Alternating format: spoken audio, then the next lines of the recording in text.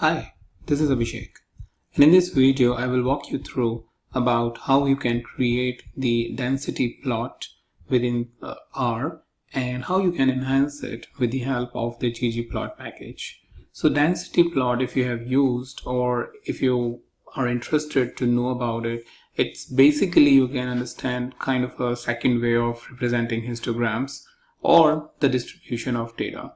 So instead of bars, what it displays are a curve kind of an image which reflects your distribution of data, about how your data is distributed, whether your data is normally distributed or skewed on either side, whether left or right. And you can get a good picture by seeing the plot kind of an image instead of bars. So let's see first of all how you can go ahead and create it. So the data we are going to use is the inbuilt data set empty cars, and if you want to see the first couple of observations, you will see it by producing empty cars, which shows first 6 observations, and we will going to create the plot on the variable mpg, which is miles per gallon. So for that, first of all, let's see how you can create the density chart within the base package or from the base package command. So what you need is basically just the density function. You don't need to import any library or anything, because when you open RStudio or R interface, it by default loads that package. So just put density, say empty cars $mpg, and hit enter. Well, what it shows is the information about the distribution of data, but not the plot. So to show the plot, what you need to do is write the plot command and say density and empty cars $mpg, and now it shows you the distribution of data.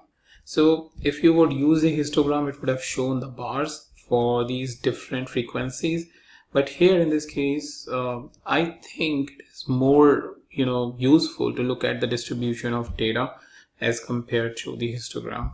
So both represents their own properties and very specific about in which situation you are using it. So but here, this is how you can produce the density chart.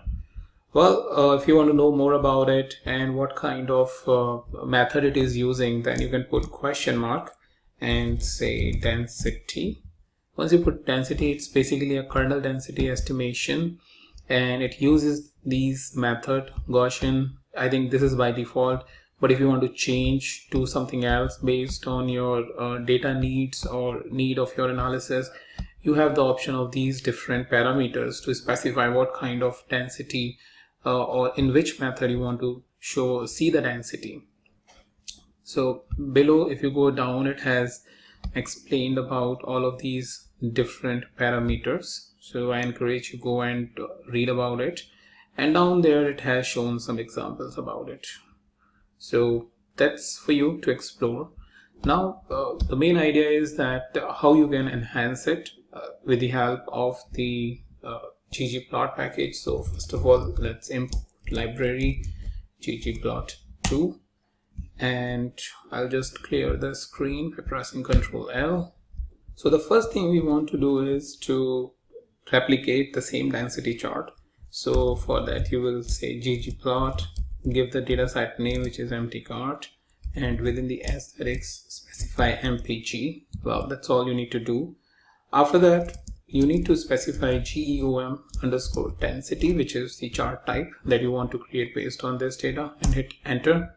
Once you hit enter, you will find a similar kind of chart, but a little bit of changes, like from where the values are starting, it is being covered with the help of the vertical lines.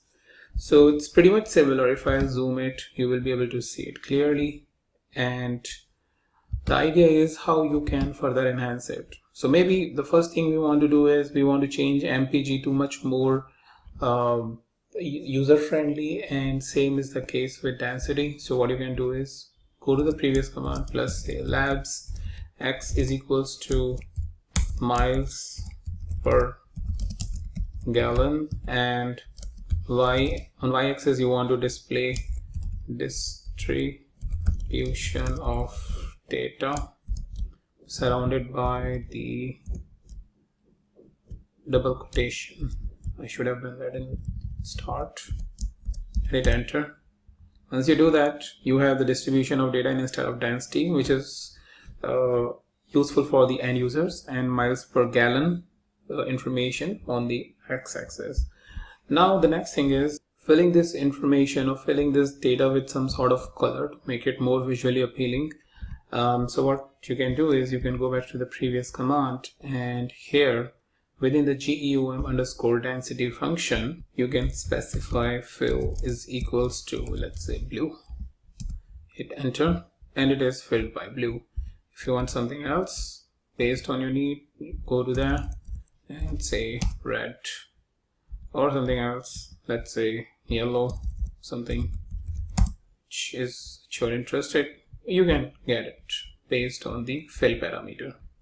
If there is a need to make it a little bit transparent, so what you can do is within the geom_density, beside to fill, you can specify the alpha parameter, which looks at its transparencies. Make it 0.5, 50% transparent. Hit enter, and now you can see it's transparent. If you want to increase the transparency, then you need to increase 0.8, let's say, but it is basically decreased, so 0.3. So when you say 0.3, it is increased in terms of transparency. So if you want to decrease the transparency, you need to increase the alpha value, but if you want to increase the transparency, then decrease the alpha value. Now let's say you have a need where you want some sort of threshold over here.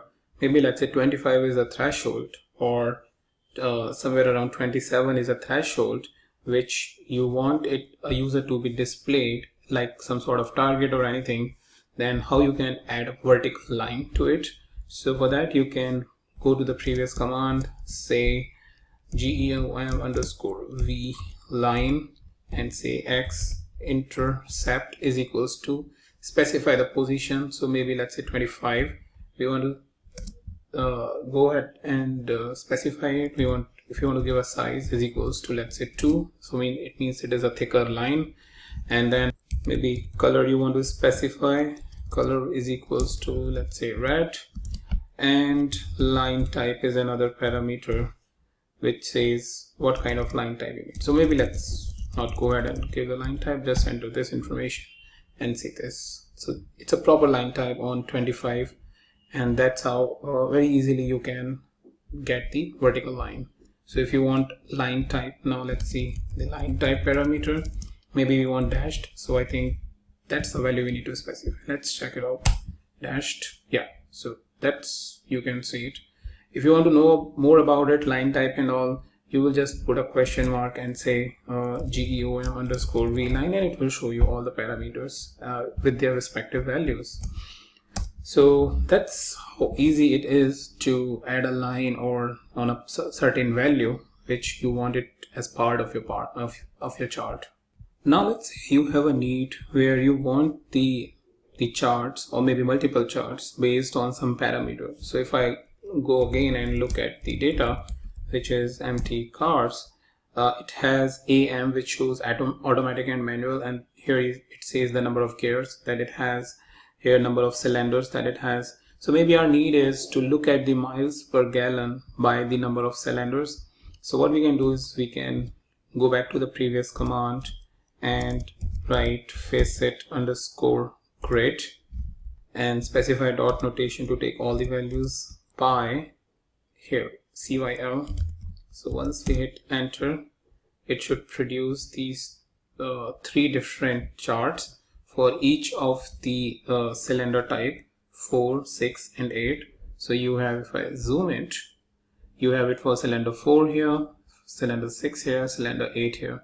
Similarly, if you need it for any other parameter, go back to the command, remove the SCYL, let's say automatic and manual, so AM, hit enter, and now we have it for automatic and manual. So you can very easily see that when the car is manual, then how the distribution of data is, and when the car is automatic, the parameter is 1, that means it is automatic, then how the distribution of data is.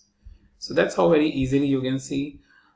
Maybe the next thing you may want to see is not these two density chart in not in two different charts, but maybe in a single chart by these parameters. So how you can do that? So first of all, let's go back to the previous command, remove the facet underscore grid, and then go back to the AES, and here you will say fill is equals to let's say by cylinder as dot factor. We need to specify because right now the value is in numeric, but to have this values where you have the same density chart, you need to convert it in a factor. So we will say as dot factor, and within this you will say empty chords $CYL. But after you have the fill parameter over here in aesthetics, you will remove the fill parameter from here, because otherwise it will try to override and not show the right value. But you can keep alpha as it is, no issue. So if I hit enter, well, that's how my values are coming, and you get the legend also, what is indicating 4, 6 and 8. Now all these three densities with the right alpha level, it has been put it over each other, and you are able to kind of get the better output of it. Similarly, if you want it by anything else, so let me clear this mass first. Alright, go back to the previous command and say I want it by AM. Well, that's how it is. So 0 is for manual, so that's how the distribution of data, and 1 is for automatic, and that's how the distribution of data.